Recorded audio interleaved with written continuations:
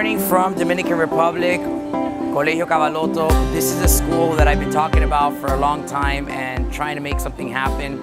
It's a school in La Romana, Dominican Republic, where children that are handicapped, have autism, cerebral palsy, Down syndrome, are deaf, some are blind, have an opportunity to come to school for as little as $10 a month, 350 pesos, and receive a basic education and some kind of healthcare during a normal school week.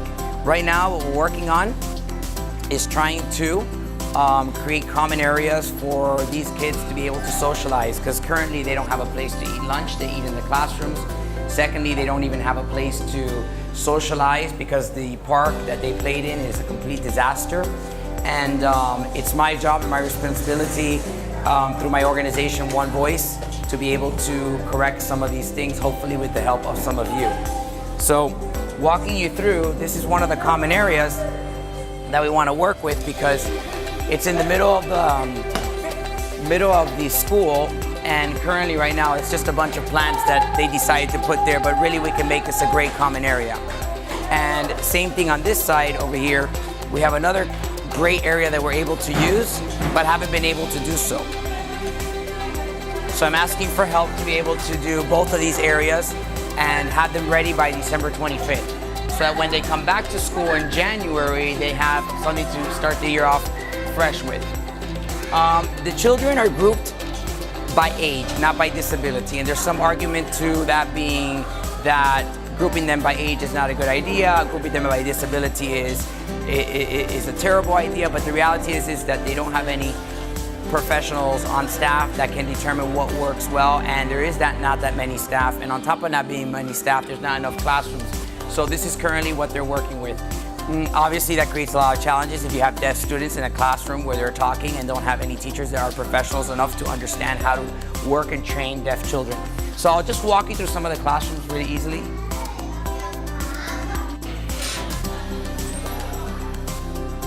Hola, ¿cómo están?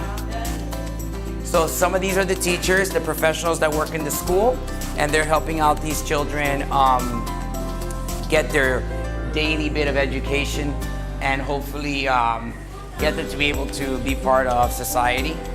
Hola, ¿cómo están? ¿Todos tienen miedo? ¿Cómo está? ¿Todo bien? ¿Y tú? Benjamin? Hola, di hola. Hola. ¿Y ustedes por allá? ¿Qué están haciendo? So look. See? Están cansados. So this is just a basic thing. I mean, take a look at where these children have to take a nap. So basic cots is another thing that I'm looking for to help me, and even the basic things that a classroom needs for them to be able to have a successful school day. So again, some of the teachers that work so hard to help these children in their daily school, so they're professionals and they try to do their best, obviously what they can. Hola. Hola, buenas tardes, ¿cómo están?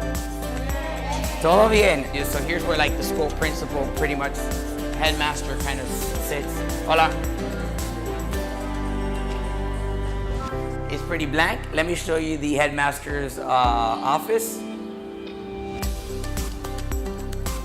Pretty basic, so things like file cabinets, computers, which upgraded printer, all these things make a huge difference in helping them focus more on education and healthcare rather than focusing on the difficulties just to get their job done on a daily basis. So this is the famous park that we kind of want to rework a little bit. And as you can see, it's not the best environment for these children to play. Specifically, there are just basic issues, like there's no ramp for them to be able to come into the park area. The terrain is obviously not even something that is anything that they could even play safely in. You can have a look at basic structures made of wood that are falling apart. So the idea is to cover the terrain with some of that cushion kind of rubber and also synthetic grass, and replace all of the actual playpens and swing sets that they have. So I'm just going to show you a little bit. So to top that off, this park is not even basically acceptable in any particular way. I'm gonna just give you an idea of another need that they have, which is so basic, which is refrigeration. The government helps them with supplying milk every morning. They don't have a refrigeration center. And so basically what happens is they have a normal refrigerator, which I'll show you now, in a room that's dark. And they put the milk that comes in every day into the refrigerator, and then when it's time to serve it, they go ahead and they do that.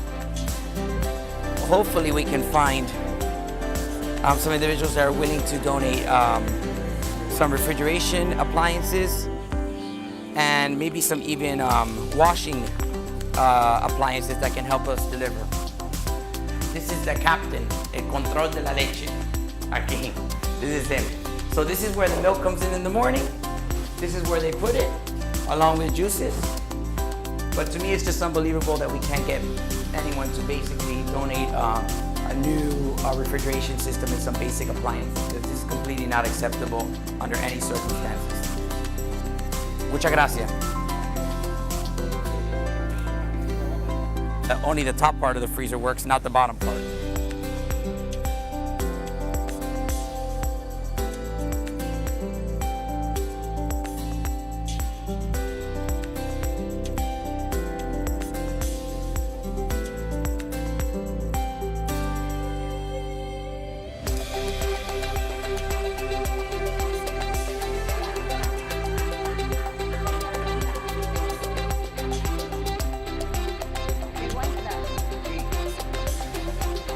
Para ellos almorzar. Nos está haciendo las banquetas y las mesas para que ellos puedan venir y almorzar aquí. Nuestra institución, Escuela de Educación Especial Padre Cavalotto, fue fundada el 1 de agosto del año 1978. Estamos atendiendo a niños con discapacidad, tanto física como intelectual. La educación no nos ofrece ningún tipo de mantenimiento, todo lo que es la estructura física. Ya nosotros conseguimos la estructura de un comedor porque los niños estaban almorzando en las aulas, pero ya gracias a Dios conseguimos esa estructura, se están haciendo los mobiliarios para que los niños pasen a almorzar a ese espacio. También está la necesidad de una rampa de acceso al segundo nivel, además de todo lo que tiene que ver con el cambio de las persianas. O sea, tenemos poca ventilación y poca iluminación debido a que solamente tenemos unos bloques calados. Entonces, la intención es cambiar esos bloques por persianas de aluminio para que haya mejor ventilación y haya mejor iluminación en las aulas. Tenemos un problema gravísimo también de filtración, o sea, hay muchas aulas que tienen ese problema, las paredes se humedecen, así como también los techos. No se puede pegar nada en la pared porque esta siempre está húmeda. También otra necesidad que tenemos es la construcción del área de juego para los niños, para que ellos puedan tener un mejor esparcimiento y un mejor proceso de socialización con sus compañeros, porque esa área que tenemos ahí lo que representa es un gran peligro para ellos. Gracias a la generosidad que nos ha mostrado el señor Eduardo del Valle, ya el área de juegos, él se comprometió a hacernos esa entrega y ese trabajo que hay que hacer en el mismo con todo lo que demanda ese espacio. Tanto el espacio para los grandes como también para los pequeños. Entonces, ya gracias a él, pues esa parte nosotros la tenemos casi resuelta. Pero como ya dije, nos quedan otras que apelamos a otros corazones que se quieran mover hacia nosotros para provocar esa ayuda que nosotros necesitamos. Nosotros le vamos a agradecer a Dios en primer lugar, que es ese ser que mueve esos corazones a favor nuestro, Y queremos también agradecerle a todas las personas que se han acercado y que se han identificado con nuestra causa.